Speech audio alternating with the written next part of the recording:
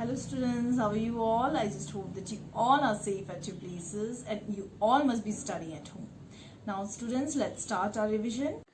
Now students, here we are going to revise chapter number 10, the solar system. Okay, and here in this chapter we are going to revise all the topics related to the chapter. So here question number 1 is define each of the following. So you have to write what are these. Okay, what are these new terms? So the first one is star. Okay, so what is a star? Define star. A star is a huge ball of hot gases. Okay, a star is actually a huge ball of, huge means very big ball of hot gases. Okay, and it has heat and light of its own. So our sun is actually a star, and sun is a huge ball of hot gases, and it has heat and light of its own. Okay, now B is constellations. What is a constellation?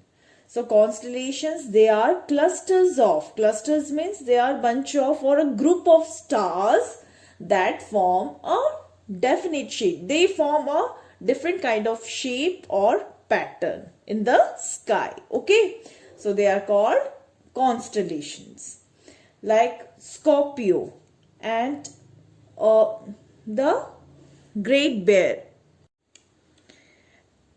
Then comes the solar system. What is the solar system? Now solar system is the sun's family. And what is the sun's family? Sun's family, it comprises of the sun, or the sun family has the sun, its 8 planets, and their satellites, okay, and other heavenly bodies also. Okay, so this all makes the sun's family or the solar system. Now comes planets. Planets, they are heavenly bodies that move around the sun in elliptical paths. Elliptical means oval paths. Okay, so planets like Earth and 7 more planets, total 8 planets are there in the solar system. So all these planets, they all move around the sun in elliptical paths. That means in oval paths. Now satellites, they are the heavenly bodies that revolve around a planet. Okay, planets, they move around the sun, and satellites, they move around the planets. Okay, then rotation. What is rotation? Rotation is the spinning of the earth. Spinning means turn around quickly. Okay, spinning of the earth, turning around quickly of the earth on its axis is known as rotation. Okay, and revolution is movement of earth around the sun is known as revolution. Revolution is a movement of the earth around the sun is known as revolution. Okay, then comes question number 2. What are the 2 types of satellites? The 2 types of satellites are, first is natural satellite like moon, and second is artificial satellites. They are the man-made satellites like Aryabhat, like Sputnik. Okay, and natural satellite is the satellite which is the natural object that revolve around a planet. Okay, like moon. Now question number 3 is write the names of all 8 planets. So here are these planets arranged according to their distance from the sun. The closest planet, or the planet which is closest to the sun, is Mercury. Okay, Mercury, then the second one is Venus, then comes Earth, then comes Mars, then Jupiter, then 6th is Saturn, then 7th is Uranus, and 8th is Neptune. Okay, Now, there's a fun way of learning these 8 planets. Okay, earlier it was 9 planets, so we used to learn it by my very early mother just showed us 9 planets, because Pluto, since it is very small, it is very tiny, so it is no longer considered as a planet. So earlier when Pluto was there, then we used to learn it by this. Okay, my very early mother just showed us 9 planets. Okay, so first is Mercury, then Venus, then Earth, then Mars, then comes Jupiter, then Saturn, then Uranus, and last is Neptune. Okay.